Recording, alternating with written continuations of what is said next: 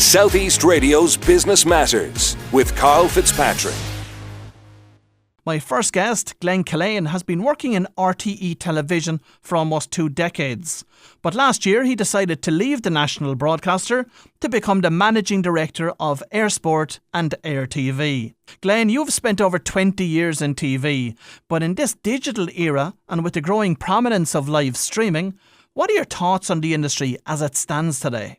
Well, we're at very much of a crossroads. The one thing that still remains the same, and I know it is a cliche, is that content is king. That people are still consuming content in large numbers, particularly content like sport and kind of large scale drama. But what has really changed is how they're consuming it and over what device. And of course, we're all familiar with Netflix and its success here in Ireland. But in recent weeks, I've seen Amazon have now arrived on our doorstep. Were you expecting their arrival? Yeah, they've been around for a while in the UK, and they've been around obviously in the US. They are a formidable force in the business world, as everyone knows. And they've quite ambitious kind of content plans. As of yet, their kind of sports ambitions have been quite muted, but they're very much in the drama space. So taking on Netflix and the likes with kind of high end, kind of high cost as well drama. They enter the sports market in a meaningful way or not in the near future is probably. It's probably only a matter of when. They've recently acquired the rights to the ATP, the World Tennis, kind of competitions, which was kind of their first foray on this side of the Atlantic into the sports space. And it'll be interesting to see where they go. And Glen, as you said at the very beginning of this interview, content remains king. And in that respect, as part of your brief within Air TV, are you going to be creating your own content? I don't think we're in that space just yet. I think it's something we should definitely consider.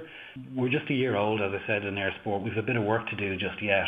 And I'd like to concentrate on that for the time being. But I would see kind of content aggregation as something that we would be looking at into the future. And by that I mean where, what we're doing in sport is we're aggregating BT Sport and Air Sport and Box Nation and offering it to our broadband customers.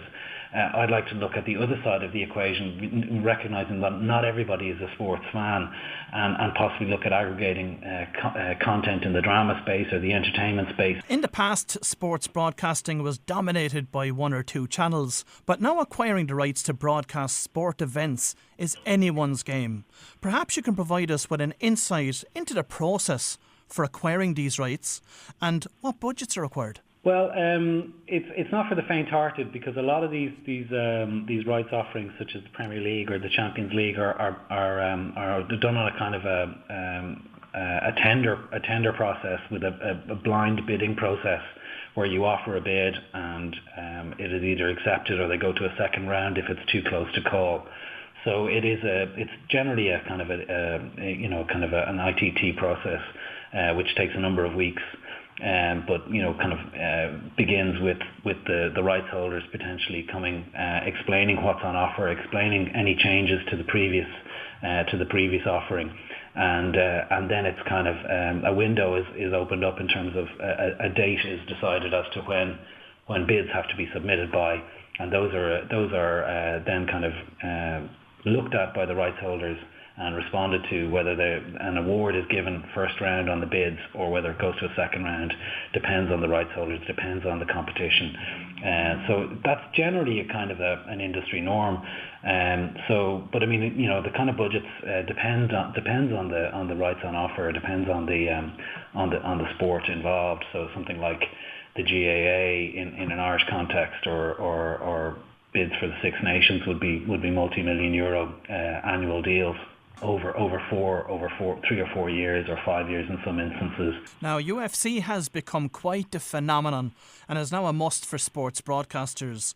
But how do you decide on the sporting events that are best suited to an Air Sport audience? Well, I suppose, for an Air Sport viewer, I'd read an Irish sports viewer, because, we're aiming our target market is Ireland, is everybody in this country. So we're not limiting it to to any particular sport.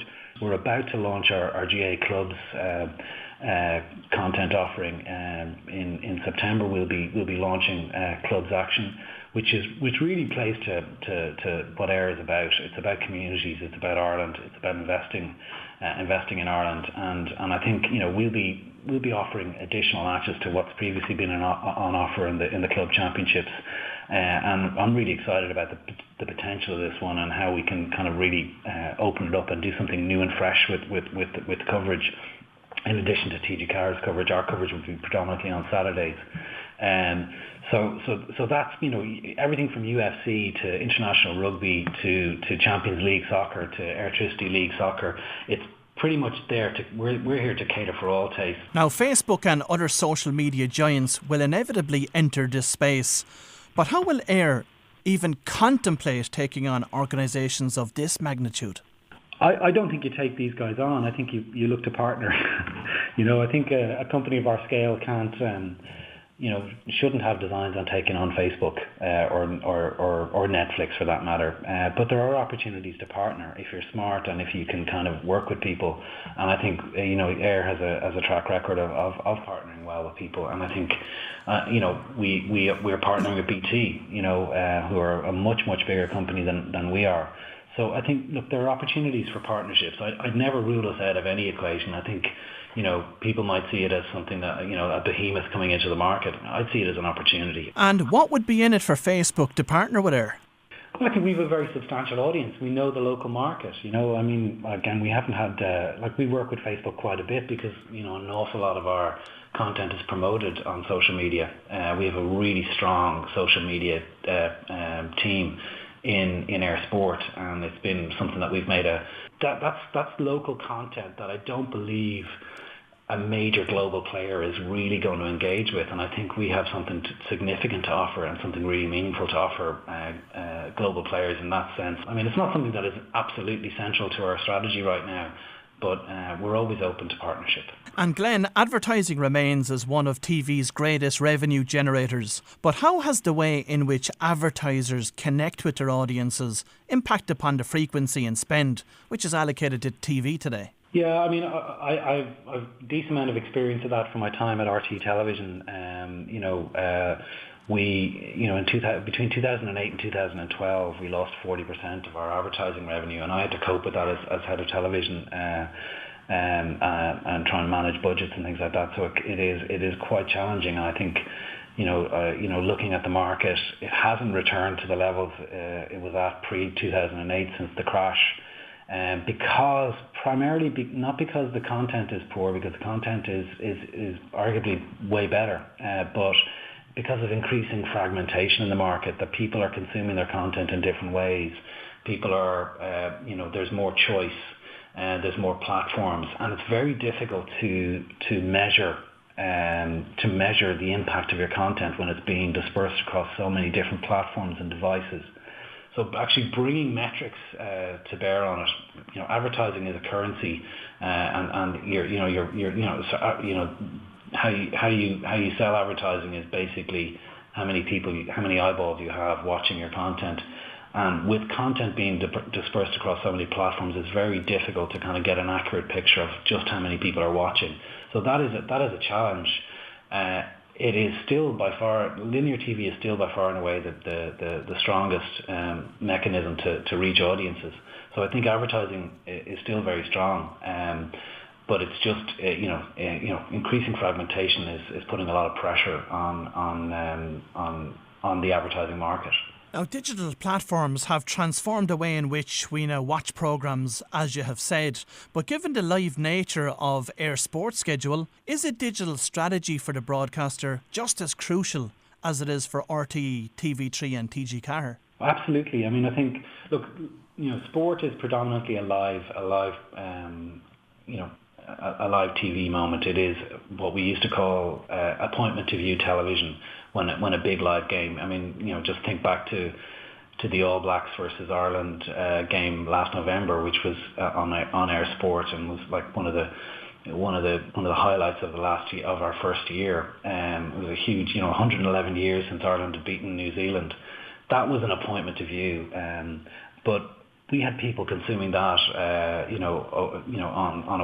websites, on apps, and on television. So it's, what we're trying to do is enable a seamless, viewing experience across a number of devices. If you're not sitting in front of your television at home, we want to make it as enjoyable an experience on your mobile phone or on your tablet or whatever device you choose to watch on. So digital strategy in terms of distribution is really how I read it, Carl. It's not something that that I see as separate to the overall TV ecosystem. It's all joined up at this point in time. You can't differentiate between digital and linear. The two are one and the same, and they contribute to the same pool. And Glenn, finally, over the past 5 years, mobile has certainly been the big disruptor in the TV industry. But in your opinion, what does the future of the television industry look like? It's really it's a really good question, but it's also a really difficult one to answer succinctly, because the television industry is going through such monumental change. I don't think it's gone through this kind of change since its inception. You've got user generated content, you've got YouTube, you've got Netflix, you've got Amazon, you've got the large incumbent platforms like Sky and others. You've got telcos like Air and BT and France Telecom getting into content. I think the future for content is incredibly positive, because the appetite for content has never been greater, and the quality of the content has never been greater. I think the question is, where does it all end? When you look at things like the Premier League and the rights negotiations upcoming, are they going to again deliver more money into the coffers? When it seems impossible to go any higher. These questions are out there. Does it find its level over the next number of years? I don't know. I don't think it's done just yet. So there's more questions than answers, probably, Carl. Southeast Radio's Business Matters with Karl Fitzpatrick.